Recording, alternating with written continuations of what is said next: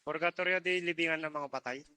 Doon natutunaw yung mga katawan na physical. Pag namatay doon sa purgatorio, pag hindi mapunta sa langit sa purgatorio, between heaven and hell daw. Sabi yung mga may kasalanan, pag pinatawad ko, di doon pumupunta. Pag pinagdasal mo, yung kaluluwa niya, maaaring mga patawad, pupunta na sa langit. Wala akong ideya dyan eh. Hindi ko na alam kung meron yan eh. Ang mga ministro ni Felix Manalo, ang grupo ni Felix Manalo, ang Iglesia ni Cristo. Ngunit, ang katotohanan ay Iglesia ni Manalo na nagtatago lang sa pangalang Iglesia ni Cristo. Nag-interview sila sa mga inosenteng tao ano ang masasabi sa purgatorio. Pero, ba't di nila ma-interview ang CFD kung gusto nila talaga? Gamit nila sa propaganda laban sa simbahang Katoliko. At tulad ni Eliseo Soriano, ginagamit din ang aklat ni Dr. Jose Rizal para tutulan ang doktrina ng simbahang Katoliko. Kapatid na Big at mga mahal naming mga televiewers, alamin pa po natin sino pa po ang isa sa mga nagsuri at napatunayan niya na wala po sa Biblia ang purgatorio. Panoorin po natin ito. Si Dr. Jose Rizal ay hindi naniniwala sa purgatorio. Kung maalala ninyo mga kapatid, sinagot natin si Eliseo Soriano kahit wala na siya, pero ang kanyang tuligsa ay nagmumulto pa gamit ang aklat ni Dr. Jose Rizal. Kinopya, nagkopya-kopyahan na itong INC at itong MCGI laban sa simbahang Katoliko. At ginamit din ng INC, Iglesia ni Cristong Tatag ni Felix Manalo, ang aklat sa dating Katoliko na ang pamagat ay was oppressed ni Lucian Binet, no? Dahil sa pamamagitan daw umano ng purgatorio, ito'y negosyo ng simbahang Katoliko. Victor, ng mga nagsuri na ang purgatorio talagang wala ito sa Biblia. Hindi ito doktrina na itinuro ng Panginoong Jesucristo at maging ng kanyang mga apostol. Ngayon, wala pala sa Biblia. Saan galing ang doktrina ng Iglesia Katolika tungkol dyan sa purgatorio? Yan po ay inimbento lamang ng Roma ayon sa dating pari na si Lucien Binay na sumulat ng aklat na pinamagatang I Was a Priest. Dito po sa mga pahina 41 hanggang 43 ng aklat na ito sa pagkakaliwat na po sa ating wika ko babasahin. Ang misa at ang purgatorio ay mga imbento, kinatha lamang ng Roma. Ang aklat na gamit nila ay was a priest. So ibig ba sabihin dahil yung dating Katoliko na may sulat na isang aklat, ginamit ng Iglesia ni Cristo dahil binanata ng simbahang Katoliko, imbento lang ang misa, imbento. Ibig ba sabihin, gusto nilang ipalitaw, mas credible at dapat paniniwalaan yung humihiwalay sa pananampalataya. Kung gayon, credible pala itong dating kasama ni Felix Manalo na si Egmedio Sabala na may inihayag, dating ministro, dating kasamang tagapagtatag sa Iglesia ni Cristo. Ano ba ang kanyang pahayag? Ito mga kapatid ang tatalakayin natin sa pagkakataong ito at samahan ninyo ako. To make his message known. Sandali. Ito.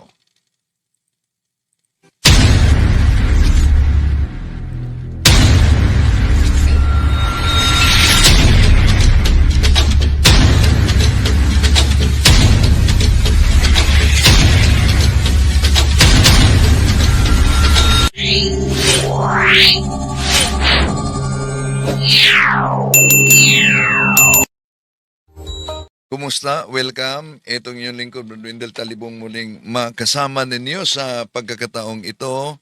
At inanyayahan natin ating mga suking taga-subaybay, mga taga-suporta, huwag kalimutang pindutin ang like sa ating live. At kung bago ka lang, huwag kalimutang mag-subscribe.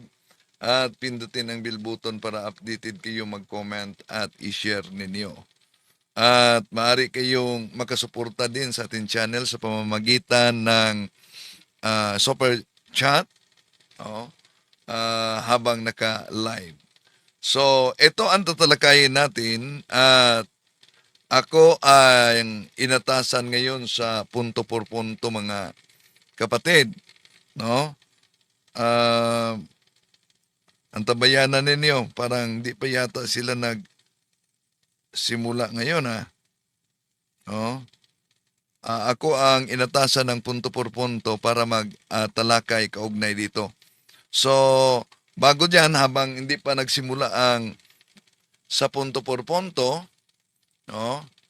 Acknowledge muna natin ang mga pumasok ngayon, ang mga nag-comment, then ilagay ninyo ang lugar ninyo para ma-shout out natin, no? So sa lahat ng mga pumasok ngayon, kumusta ang inyong si Nightbot diyan? Siya ang tagabantay sa ating comment section, no? Pag may may violation sa comment section, si Nightbot ang computerize yan. Si Nightbot ang mag-delete. Mag-ingat kayo, no?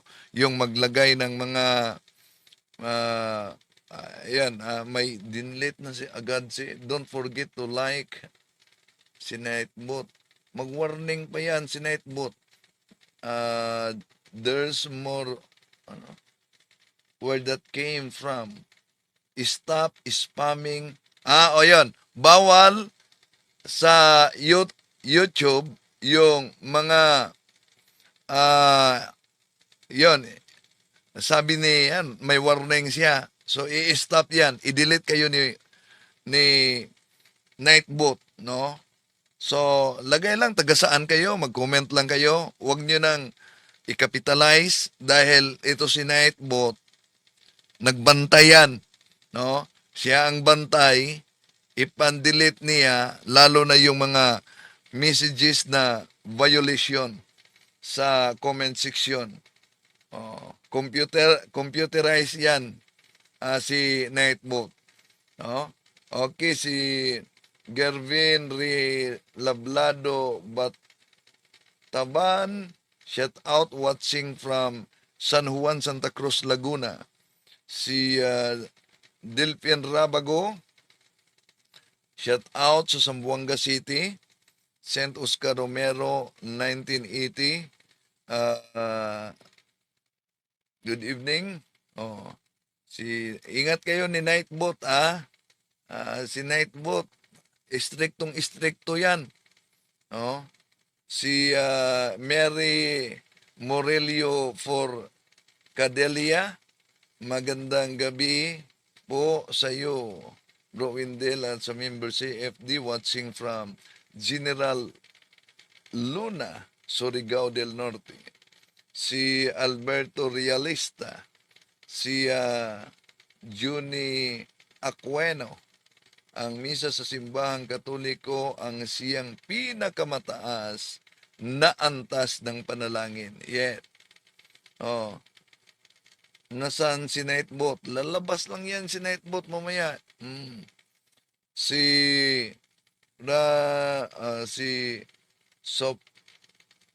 Sopronio Corrada. Brad watching from Puerto Princesa City, Palawan. May nag-communicate ni Brad Tata. Nagplano na i-invite daw kami sa Palawan, pero hintay pa kami kung maging official ba yon. Si John Ray Canio, good evening from Caloocan. Sa habang di pa nagsimula sila si punto por punto, hindi pa nagsimula. Ako ang inatasan ngayon. Sige, comment muna kayo dyan kung saan kayo nagsubaybay. Tabayanan ninyo dahil sasagutin natin itong grabe talaga na mga aklat katolikong ginagamit ng INC, mga ministro ni Felix Manalo. Si John Ray Canio, good evening, watching from Caloocan North. tingnan natin sa, dito tayo sa pananampalataya at katiwalaan sa akin channel pala, sa Facebook. Si Sampaguita Ganda, si Gervin Rabago Rabutan, si Danti Magday Tanyo, si Jervin Rablando Batubatan, Batubatan pala, si Charity, sa Carmelites Monastery. Asan na monastery? Sa Usamis Monastery. Si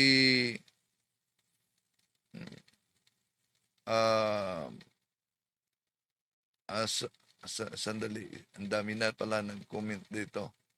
Carmelites Monastery. Shout out watching from San Juan Cruz Laguna. Di ko mabasa ano to. Tagig daw. Bayumbayan Tagig. Nick Espinosa watching from Naitama, Kin, Japan. Maayong gabi, Bro Wendell. Maayong gabi.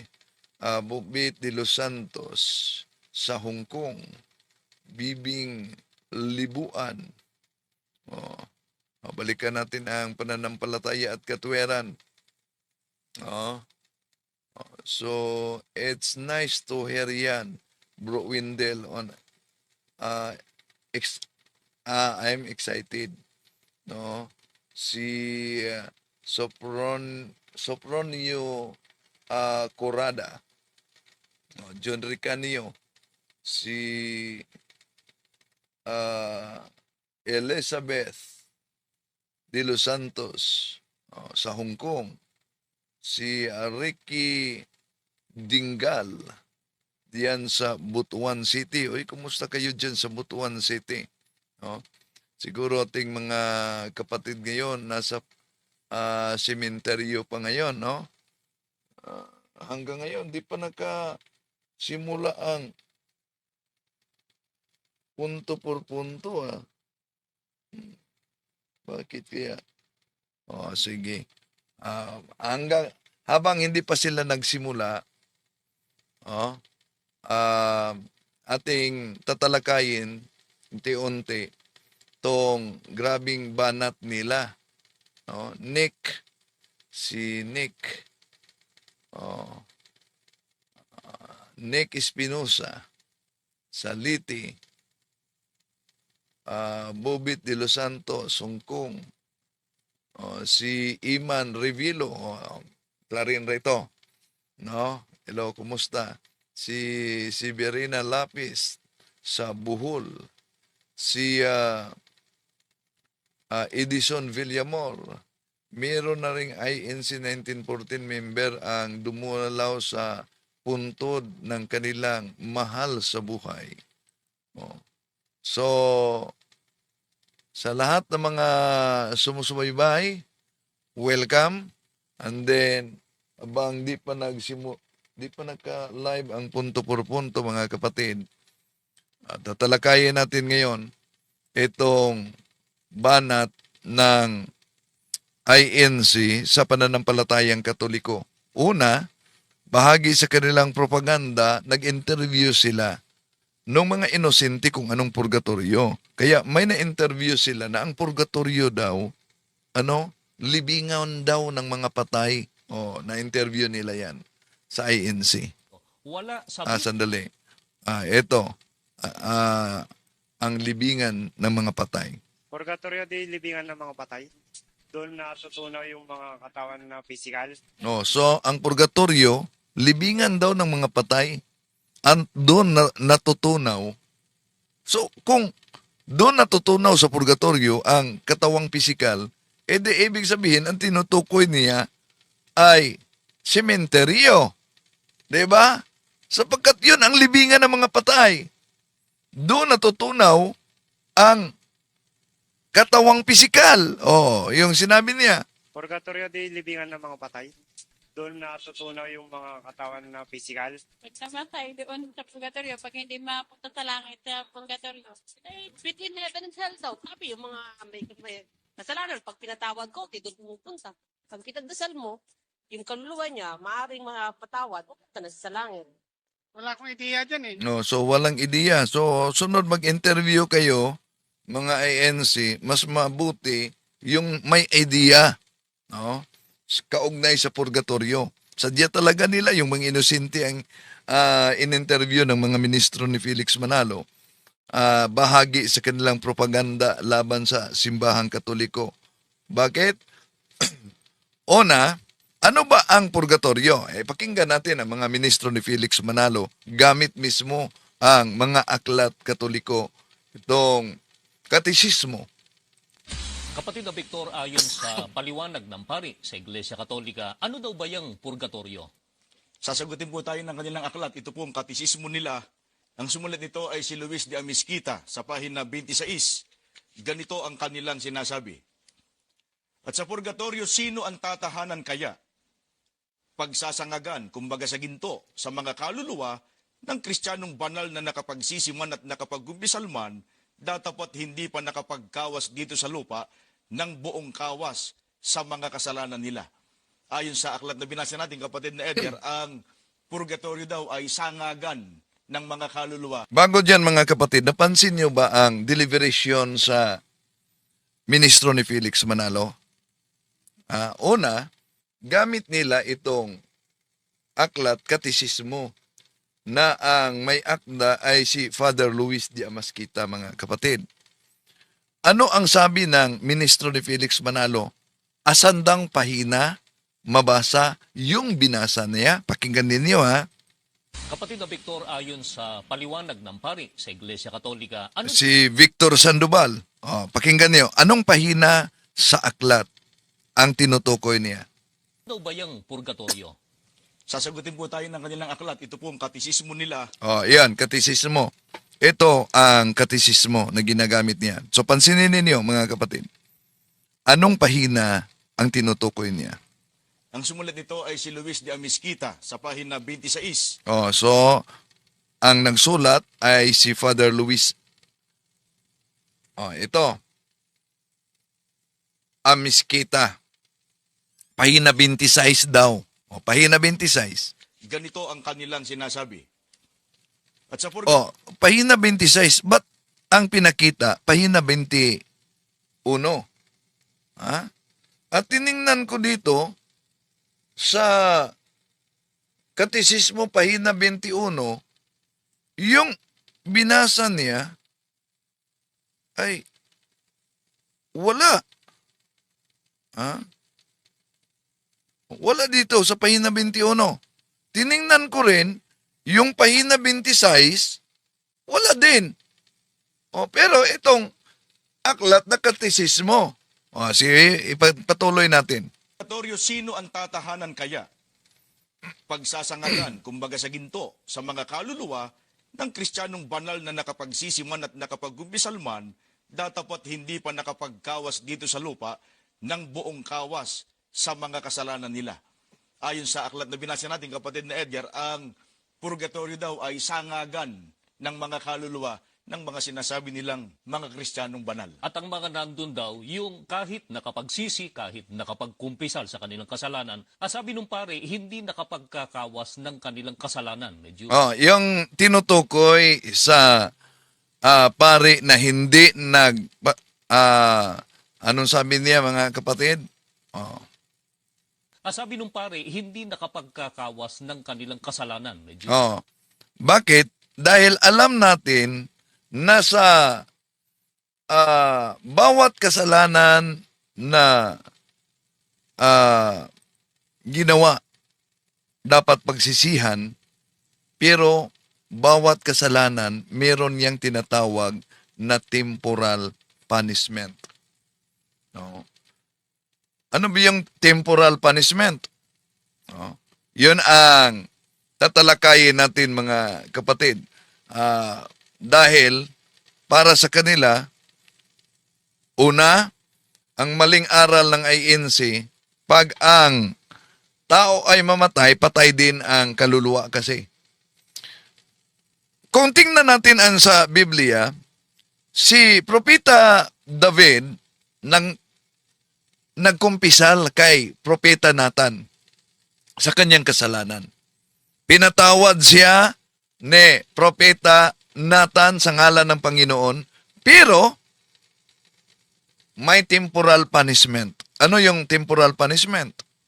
Ito mabasa natin sa 2 Samuel Kapitulo 12, versikulo 13 hanggang 14. Sinabi ni David kay Nathan, "Nagkasala ako kay Yahweh." Sumagot si Nathan, "Pinatawad ka na ni Yahweh at hindi ka mamamatay. Ngunit, dahil niplaspastangan mo si Yahweh, ang magiging anak mo ang mamamatay." So napansin niyo pinatawad na ang kasalanan, pero meron pang temporal punishment. Kaya yun ang tinutukoy sa binasa nila na naunang sinabi ni Sandoval na sa pahina 26, ngunit ang ipinakita sa TV screen, pahina 21. Tiningnan ko dito, dahil pareho-pareho ang aklat sa pahina 21, wala talaga akong mabasa sa tinutukoy niya. Baga sa ibang edisyon kaya. Okay. Dahil ang binanggit niya, pahina 26. Balikan natin ha. Kapatid na Victor, ayon sa paliwanag ng pari sa Iglesia Katolika, ano daw ba yung purgatorio? Sasagutin po tayo ng kanilang aklat. Ito po ang katisismo nila. Ang sumulat nito ay si Luis de Amisquita sa pahina 26. Ganito ang kanilang sinasabi. At sa purgatorio, sino ang tatahanan kaya? Pagsasangagan, kumbaga sa ginto, sa mga kaluluwa ng Kristiyanong banal na nakapagsisiman at nakapagkumpisal man, datapat hindi pa nakapagkawas dito sa lupa ng buong kawas sa mga kasalanan nila. Ayon sa aklat na binasa natin, kapatid na Edgar, ang purgatorio daw ay sangagan ng mga kaluluwa ng mga sinasabi nilang mga Kristiyanong banal. At ang mga nandun daw, yung kahit nakapagsisi, kahit nakapagkumpisal sa kanilang kasalanan, sabi nung pare, hindi nakapagkakawas ng kanilang kasalanan. So, nabasa natin, kahit sa 2 Samuel 12:13, na nakapagkumpisal man ang kasalanan si Propeta David, pinatawad man ang kanyang kasalanan, pero may temporal punishment. Ano yon? Balikan natin. Ito, mabasa natin.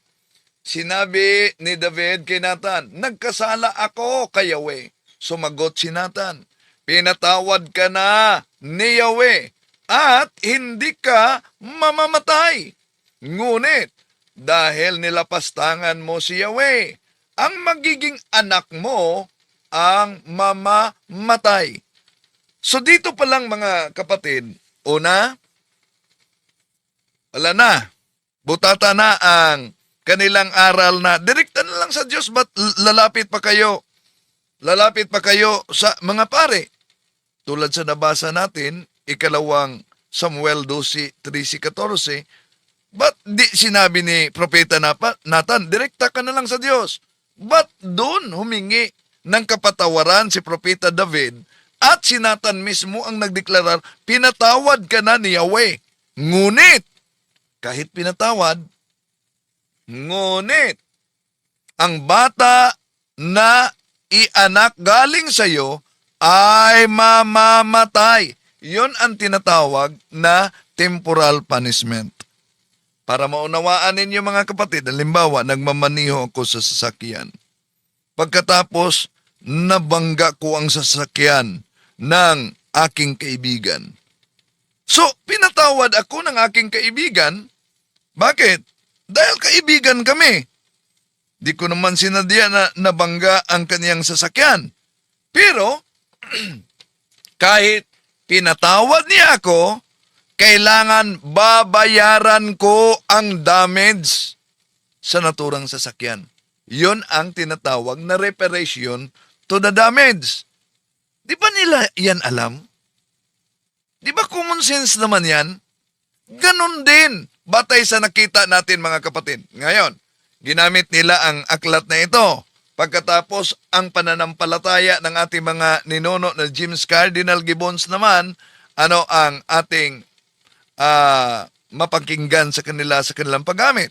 Malalim yung termino na ginamit. Kaya paliwanag ng isang kardinal sa Iglesia Katolika, puntahan natin kapatid na Victor, ano paliwanag ng isang kardinal sa Iglesia Katolika tungkol pa rin dyan sa doktrina nila na purgatorio? Ito namang babasahin natin ay ang pananampalataya ng ating mga ninuno. Sinulat po ito ni James Cardinal Gibbons sa pahina 210. Ganito naman ang sinasabi ng kardinal. Iniaaral ng Iglesia Katolika na tangi sa isang lugar ng walang hanggang kapayapaan para sa mga banal. Sa kabilang buhay ay may isang panggitnang kalagayan. Sandali. May nabasa ako ni sa okay, sa pahina 24 daw. Nasa pahina 24. Tignan natin nasa pahina 24. Sabi 26 ang binanggit, 21 ang pinakita. Pagkatapos nasa pahina 24. So, pahina 24. Sandali. Tingnan natin. Pahina 24. Wala dito sa pahina 24. Wala dito, baka sa pahina 23. Nasa pahina 23 siguro. Oh. Sa pahina 23. Wala din sa pahina 23. Oh. Hanapin ko ito sa aking kopya. No? Sa aking kopya. Sige, patuloy natin. Maraming salamat, no? Kay ating kapatid yan Sumalay-Balay Bukidnon, no? Okay, patuloy natin. Ginamit nila na naman ang pananampalataya ng ating mga ninuno ni James Cardinal Gibbons. Napuok ng pansamantalang pagdurusa para sa mga namatay sa kasalanang venial o sa mga di nakapagbayad puri ng lubusan ayon sa hustisya ng Diyos para sa mga kasalanang ipinatawad na. Ang doktrina ng isang panggitnang kalagayan ay maliwanag na ipinahayag ng kapulungan sa Trento.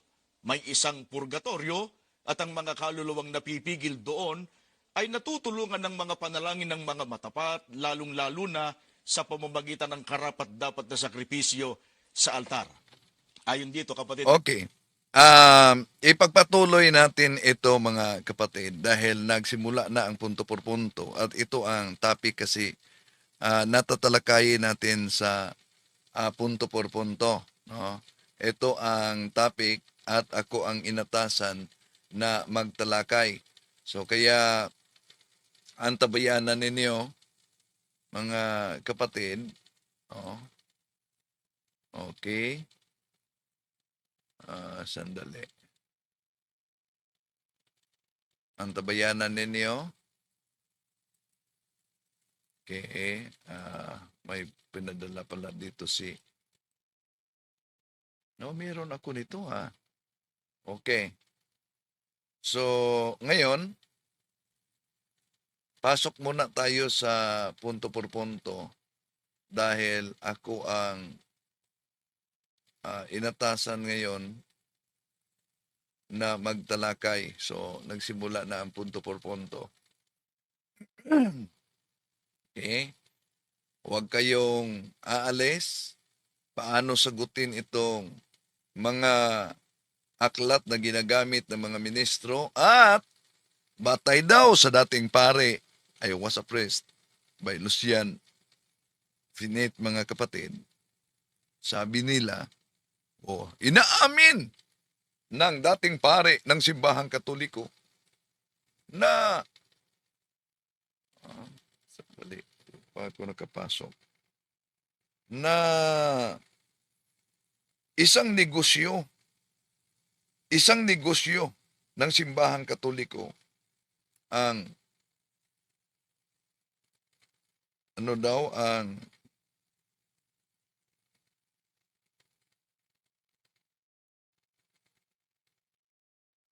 okay, sandali parang hindi yata ito. Okay. Bago pala. Kaya sandali. balik tayo. Pasok muna tayo sa punto por punto. Okay. Ito pala. May bagong link para sa punto por punto. Okay. So, pasok tayo.